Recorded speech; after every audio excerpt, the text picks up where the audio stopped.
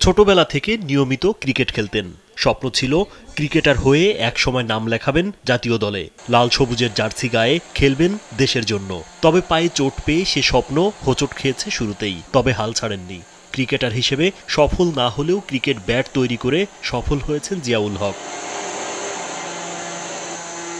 অজপাড়া গায়ে গড়ে তুলেছেন ব্যাট তৈরির কারখানা তনিন স্পোর্টস। একটি বেসরকারি বিশ্ববিদ্যালয় থেকে ইঞ্জিনিয়ারিং অ্যান্ড ইলেকট্রনিক্স বিভাগে স্নাতক শেষ করেছেন জিয়াউল। বর্তমানে ঢাকা বিশ্ববিদ্যালয়ে স্নাতকোত্তর পড়ছেন এই তরুণ উদ্যোক্তা। জিয়াউল হক ঠাকুরগাঁও পৌর শহরের হাজীপাড়ার বাসিন্দা, আর সদর উপজেলার রহিমানপুর ইউনিয়নের পল্লী বিদ্যুৎ গ্রামে গড়েছেন ব্যাট তৈরির এই কারখানা।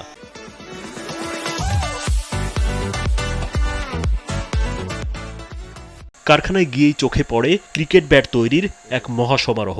সকাল থেকে সন্ধ্যা পর্যন্ত চলে শ্রমিকদের ব্যস্ততা। কেউ বেত কাটছেন, কেউ রোদে শুকাচ্ছেন, কেউ ফিনিশিং করছেন, আবার কেউ বাজারজাত করার জন্য প্রস্তুত করছেন। জিয়াউলের কারখানায় তৈরি করা হয় আন্তর্জাতিক মানের উইলো ও অটোগ্রাফ ব্যাট। চাহিদা অনুযায়ী ব্যাট বানিয়ে রাজধানী সহ দেশের বিভিন্ন স্থানে পাঠানো হয়। গড়ে প্রতি মাসে 25 থেকে 30 লাখ টাকার ব্যাট বাজারজাত করেন তিনি। তার কারখানায় তৈরি হওয়া ক্রিকেট ব্যাট দেশে আমদানি করা ক্রিকেট পণ্যের তুলনায় 40% কম দামে বিক্রি করেন তিনি। শুরুর দিকে ভারত থেকে ব্যাট তৈরির কারিগর আসলেও এখন স্থানীয় কারিগররা তৈরি করছেন ক্রিকেট ব্যাট। সেই সাথে নিয়মিত কারখানায় কাজ করছেন 40 থেকে 50 জন শ্রমিক। এখানে সম্পূর্ণ কাঠ বাইরে থেকে আনা হয়। কাঠ এবং ব্যাটের সমন্বয়ে আমরা টেপ টেনিস ব্যাট এবং উইলো ব্যাট তৈরি করি। মূলত প্রথমত আমরা ব্যাটটাকে প্রসেসিং করে কাঠটাকে করে সেখানে ভরায় সুন্দর করে আমরা একটা ব্যাটের আকৃতি দিই। সেই ব্যাটটাকে আমরা সুন্দর করে ফিনিশিং করে আমরা স্টিকার লাগাই, বাজারজাত করি। যে হাতলটা আমরা ব্যাট দিয়ে বানাই সাধারণত, আর কাঠ দিয়ে আমাদের ব্যাট বানানো হয়, রেঞ্জা করি, তারপরে গালমা ডালমা যেগুলো এগুলো করা হয় আর কি সাধারণত। আমি এখানে ভিকাটি হ্যান্ডেল বানাই, স্টিকার লাগাই, এরপর থেকে এখানে আমি মাসিক একটা বেতন পাই। এখান থেকে আমরা যেটুকু স্যালারি পাই ইনশাআল্লাহ আমরা আমাদের সংসার খুব সুন্দর চলে। 2012 সালে ভারতে এক কোচের কাছে প্রশিক্ষণে যান জিয়াউল হক। সেখানকার উত্তরপ্রদেশের মিরাট শহরে দেখেন ক্রিকেট পণ্য তৈরির কারখানা।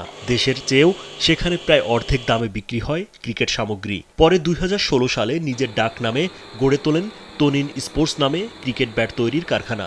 2016 সাল থেকে এই প্রতিষ্ঠানটা শুরু করেছি এবং চেষ্টা করছি আন্তর্জাতিক মানের পণ্য তৈরি করার।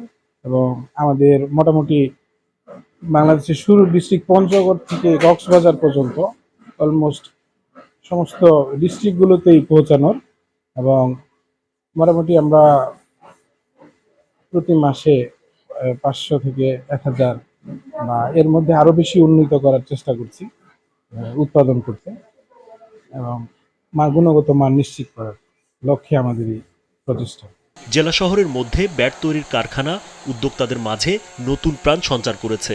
আগামীতে তার কারখানা আরও এগিয়ে নিতে পাশে থাকার কথা জানালেন ঠাকুরগাঁও বেসিকের এই কর্মকর্তা। প্রতিষ্ঠানটি পরিদর্শনের পরবর্তীতে বেসিক এই প্রতিষ্ঠানকে সহযোগিতা করার জন্য যে ঋণ সহায়তার জন্য একটা উদ্যোগ নিয়েছিল, এবং সেই ঋণ সহায়তা কিন্তু উনি পেয়েছেন সম্পূর্ণ অনুদানে। তো এই ধরনের প্রতিষ্ঠান এগিয়ে যাক, এই ধরনের প্রতিষ্ঠানের জন্য উত্তরোত্তর সমৃদ্ধির জন্য আমরা মঙ্গল কামনা করছি, এবং এই প্রতিষ্ঠানটি ভবিষ্যতে অনেক ভালো করবে বলে আমরা আশাবাদী। ক্রিকেটের সঙ্গে ভালোবাসা থেকে শুরু করা এই ব্যাট তৈরির কারখানায় কাঠ আনা হয় ভারতের মিরাট ও কাশ্মীর থেকে।